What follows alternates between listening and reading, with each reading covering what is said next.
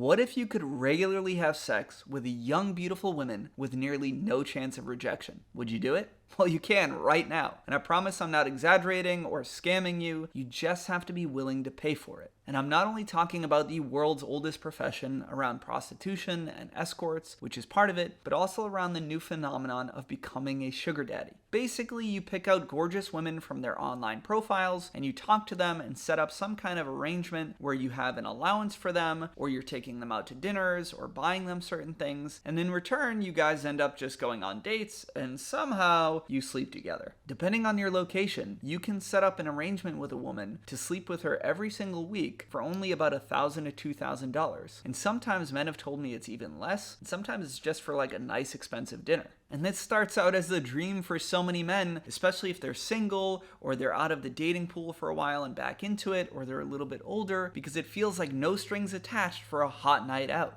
So what's the catch? Well, there is a significant hidden cost, and it usually comes at the expense of your long-term happiness and self-worth. This isn't me preaching some moral high ground. I've basically always been for legalized, safe regulation of prostitution. What I just want to tell you is how things generally unfold in these experiences, because I've had a lot of men try them out, and almost always they end up regretting it or actually feeling worse about themselves later on. In general, I found that paying for sex is not what it's cracked up to be. I'm Nick Notas, and today I want to explain why paying for sex isn't as glamorous as you think it is, but if you choose to do so, I want to teach you how to do it in a way that doesn't make you feel horrible after.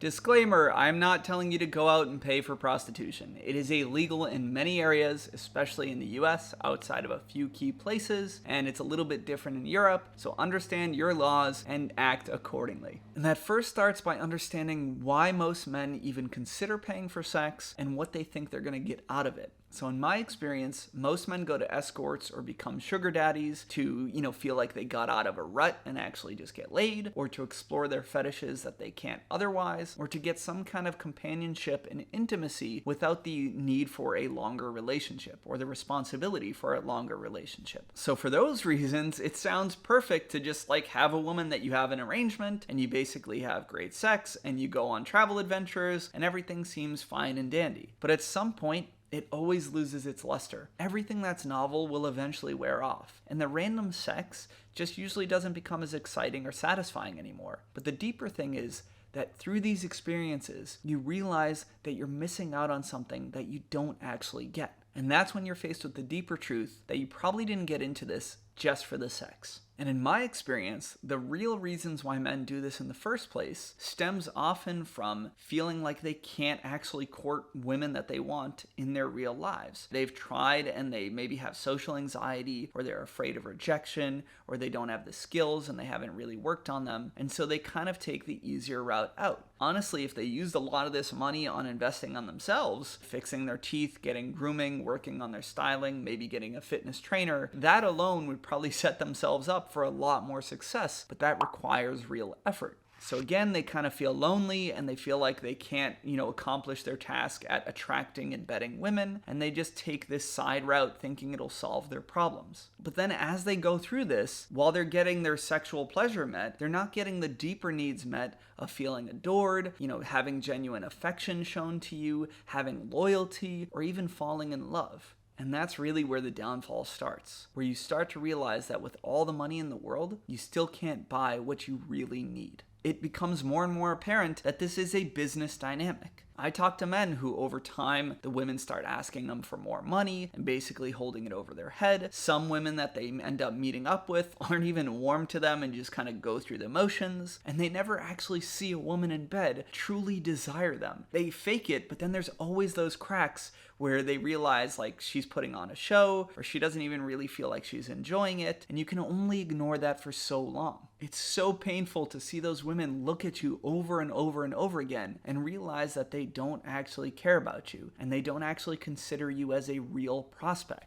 And so over time, you're just getting compounded with that message of I'm not really good enough to actually attract someone for real. They don't like me. They're not even really that into me. Oh, she's leaving for another arrangement and I'm just like her 5 o'clock appointment. And then even sometimes these guys will try to get these women into relationships or want something more. And then the women will start pushing back and rebuffing them and sometimes even put a stop to the connection. And it comes a point like you can't even enjoy having sex with these women anymore because it's just so apparent that it's so fake. Nearly every guy I've talked to that's gone through this process goes through the same stages. It's first exciting, and then it's cool, and then all of a sudden the veil drops, and they're like, oh, this is weird, and then boom, regret. They start to think like, why am I doing this? Why am I spending this money? What am I wasting my time on? Am I really that pathetic? And then shame follows, right? I'm such a loser. I'm such a horrible person. Of course these women wouldn't like me. Of course I would never be good enough for somebody like this. And it just tears you apart.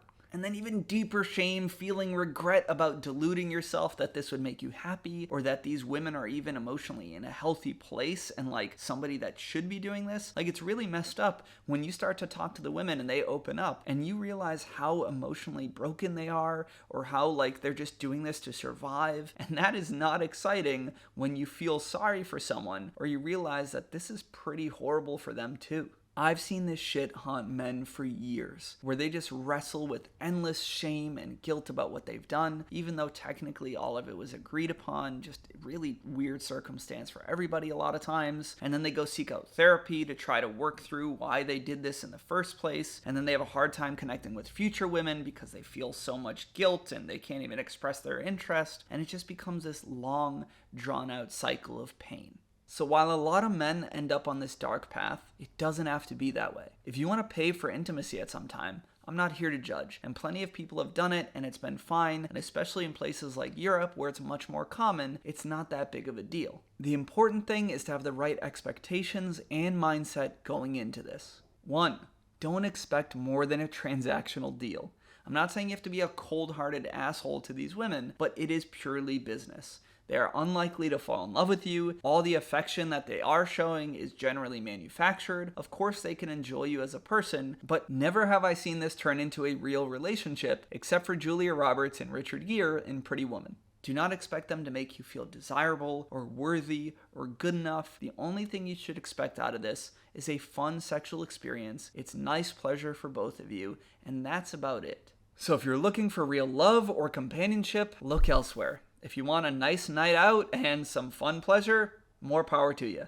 2, stop using this to compensate for what your romantic life is missing. I see these types of arrangements best used for when you're like busy on a big project or traveling, or while you're already dating, but you just want something uncomplicated and easy for a fun fling. Number 3 is to use this in balance and moderation. If you are going to invest all this money and energy into paid sex, I think you should be doing the equal amounts into your own personal growth and learning how to date naturally. Because again, these experiences are unlikely to provide you any real fulfillment or any meaningful connections, and we all need that. So if you're only paying for sex, you will inevitably delay your happiness. And number 4 is to treat these women with respect. They're a human being like anyone else. Where I see things get really weird is where men lose sight of that and they expect women to give them extra attention or extra services for no extra money and just expect them to be around and start acting like a real girlfriend or get jealous about their other clients, and that is just not going to ever work. Yes, you are paying for her services,